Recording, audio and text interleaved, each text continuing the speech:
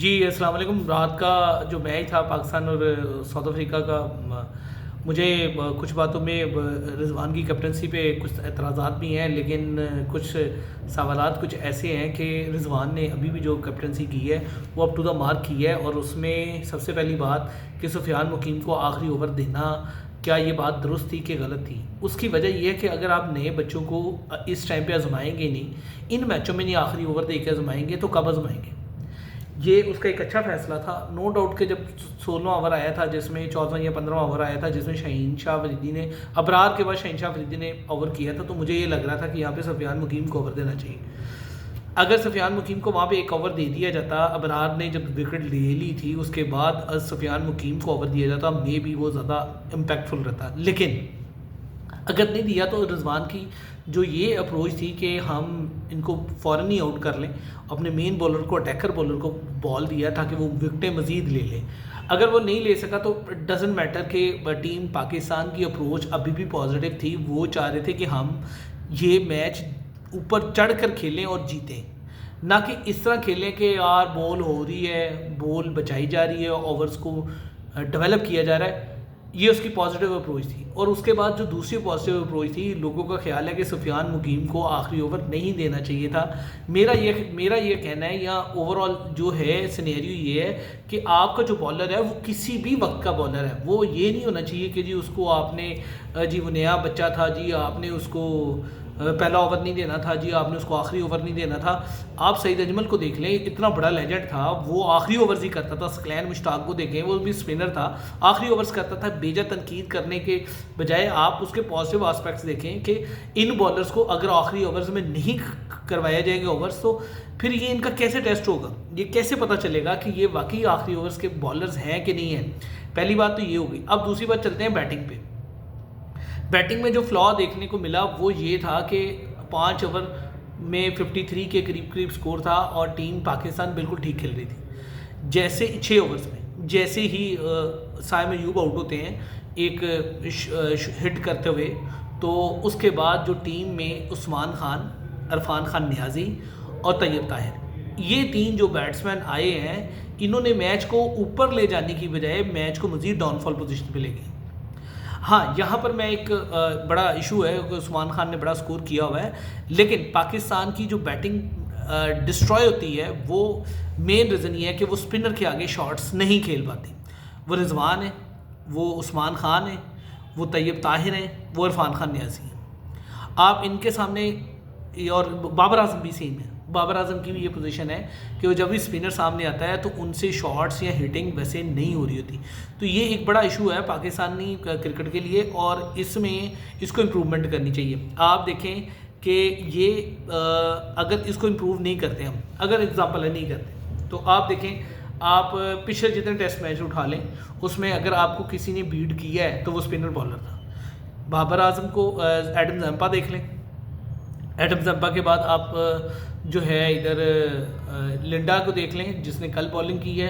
Zimbabwe में bowlers देख लें जो वो बॉलिंग करवाते हैं। रज़ा बेहतरीन बॉलिंग करवा रहे थे। पाकिस्तान जो भी बीट होता है, मैक्सिमम बीट हो रहा है वो स्पिनर के थ्रू हो रहा है, और अगर क्वालिटी स्पिनर्स हो तो पाकिस्तान बिल्कुल फ्लैट हो जाएगा। तो ये चीज़ें, इस चीज़ों को मद्देनज़र रखते हुए आपको टीम को सेट करना है। अगर टीम को सेट नहीं कर पा रहे, आपके बैट्समैनों में ये पावर नहीं है। अब देखें, अगर इस टीम में सिर्फ एक फ़खर जमान होते तो वो स्पिनर को अच्छा खेलते हैं, वो उसकी हिटिंग क्लीन है, वो स्पिनर को जब भी हिट करते हैं प्रॉपर 6 होता है। और इसमें मैं कहूँगा कि पाकिस्तान को ये ना स्पिनर्स पे काम करना चाहिए। स्पिनर्स की गेंदों पे शॉट्स खेलनी पड़ेगी, उनको प्रॉपर मैनेज करना पड़ेगा। ये एक इशू जो मुझे लगता है कि फेस करना पड़ा है पाकिस्तान क्रिकेट टीम को, तो वो ये है। उसके बाद चलते हैं अगली जो बात है, वो जी ये स्कोर पूरा क्यों नहीं हो सका। रिजवान ने एंड पे हिटिंग की है, तो आप देख लें एंड पे भी रिजवान ने अगर हिटिंग की है तो वो फास्ट बॉलर्स के अगेंस्ट की है, स्पिन बॉलर्स के अगेंस्ट कोई भी हिट नहीं की। तो स्पिन बॉलिंग के लिए हमें जो प्रॉपर एक बैट्समैन की ज़रूरत है, इरफान खान नियाज़ी को रेडी करें। इसके लिए बाबर आजम खुद रेडी हों। ये 2 बैट्समैन हैं जो आपके वो बैट्समैन हैं जो कर सकते हैं। मेरा ये ख्याल है कि तैयब ताहिर और इरफान खान नियाज़ी और उस्मान खान, इनकी जगह एक बंदा और भी ऐड कर लें, अब्दुल समद। अब्दुल समद को भी इस टीम में का हिस्सा होना चाहिए था। और नीचे जैसे हमने उसकी हिटिंग देखी है, क्लीन हिटिंग करता है वो बंदा, और शॉट्स बड़ी प्रॉपर लगा रहा होता है। इस टीम में एक बॉलिंग में भी कुछ हैं इश्यूज। इब्रार को आपने खिलाया, वो मिस्ट्री स्पिनर होने की वजह से आउट कर गया 3, लेकिन ये विकटें जो हैं स्पिनर्स के लिए नहीं है, ये फास्ट बॉलर्स की विकटें हैं। आपके फास्ट बॉलर्स की जो बॉलिंग है वो अप टू द मार्क नहीं आ रही, 3 विकटें नहीं हैं शहनशाह अफरीदी ने। और इसी तरह हारिस रऊफ़ को यहाँ पे ठीक ठाक किस्म की धुलाई की है उन्होंने, स्कोर किया है। तो चीज़ों को ना वैसे ही लेके चलना पड़ेगा जैसे मैं तो नहीं कह सकता, लेकिन ये है कि उन चीज़ों को वैसे ही आप प्रॉपरली अगर फाइनलाइज कर लेते हैं कि जैसे हम सोच रहे हैं कि हाँ जी यहाँ पे स्पिन बॉलिंग का अटैक अच्छा होना चाहिए या फास्ट बॉलिंग का अटैक अच्छा होना चाहिए, यहाँ पे इन चीज़ों को बेहतर करना चाहिए, यहाँ पे इन चीज़ों को बेहतर करना चाहिए, तो टीमें बेहतर हो जाएंगी। अगर नहीं करेंगे आप फिर वहाँ पे परेशान हो जाएंगे। तो चीज़ों को बेहतर करने के लिए सोचें। अगर इन बातों पे अगर अमल दरामद कर लेती है टीम पाकिस्तान, तो मेरे ख्याल से ये आने वाला दौर बेहतर हो जाएगा। अब मैं बताता हूँ कि हमारे जो है मीडिया मैनेजर्स और मीडिया के जो लोग हैं वो क्या बातें कर रहे हैं। वो एक ही बात को रगड़ी जा रहे हैं, ये आपकी टीम है, ये आपसे हो रहा है, ये आपसे हो रहा है, ये आपसे हो रहा है। ये ऐसे नहीं हो रहा। आपने तनकीदी पॉइंट ऑफ व्यू को तो ज़हन में रखा है, आप देखें उसकी पॉजिटिव अप्रोच कितनी है, आप पॉजिटिव अप्रोच को देखें। और ये मैं कहता हूँ कि अब ये बेस्ट चॉइस है आपके पास कि आप पॉजिटिव अप्रोच को लेके चलें। आप कप्तान की हर डिसीजन को सहराएं और उसके पीछे उसकी लॉजिक को समझें। अगर आप लॉजिक को नहीं समझेंगे तो आप फिर यही जलील होते रहेंगे और हर आए दिन आप कप्तान चेंज करेंगे, आए दिन आप जो है वो मैनेजमेंट के से आपके फटे रहेंगे, तो वो पॉजिटिव अप्रोच में ख़त्म। तनकीद उस सूरत में होती है जब आपकी टीम जो है वो फाइनल टीम बन गई। अभी तो हम टीम को चेक कर रहे हैं, अभी 4 ऐसे प्लेयर थे जिनको हमने चेक किए। तो ये सिस्टमेटिकली चीज़ों को देखना पड़ेगा और टीम पाकिस्तान को भी देखना पड़ेगा, टीम मैनेजर्स को भी देखना पड़ेगा कि कहाँ पे फ्लॉज हैं। हमारे प्लेयर्स में पावर हिटिंग के फ्लॉज हैं, हमारे प्लेयर्स छिक्के नहीं मारते, तो उन छिक्कों को बेहतर करना पड़ेगा। रिजवान हिटिंग कर लेता है, बाबर भी हिटिंग कर लेता है। नीचे जो हैं उस्मान खान, तैयब ताहिर और जो है इरफान खान नियाजी, ये तीनों नहीं परफॉर्म कर रहे, तो आप मैच हारेंगे। अब 3 प्लेयर आपकी टीम के परफॉर्म ही नहीं कर रहे, तो आप कैसे जीत सकते हैं। अब यहाँ पर 3 प्लेयर ऐसे हों जो हिट करते हों और हिटिंग उनकी पावर इतनी अच्छी हो कि वो 10 बॉलें खेले और 3 छक्के मार लें। अगर तो ऐसे प्लेयर आपके पास हैं, 10 बॉल्स खेल लें, 10 बॉलों में 3 छक्के वो मार सकते हैं, तो T20 में जगह बनाएंगे। और अगर ऐसी स्ट्रेटेजी आप नहीं डेवलप करते तो आप दुनिया की T20 क्रिकेट से अपनी टीम को फारिग समझें।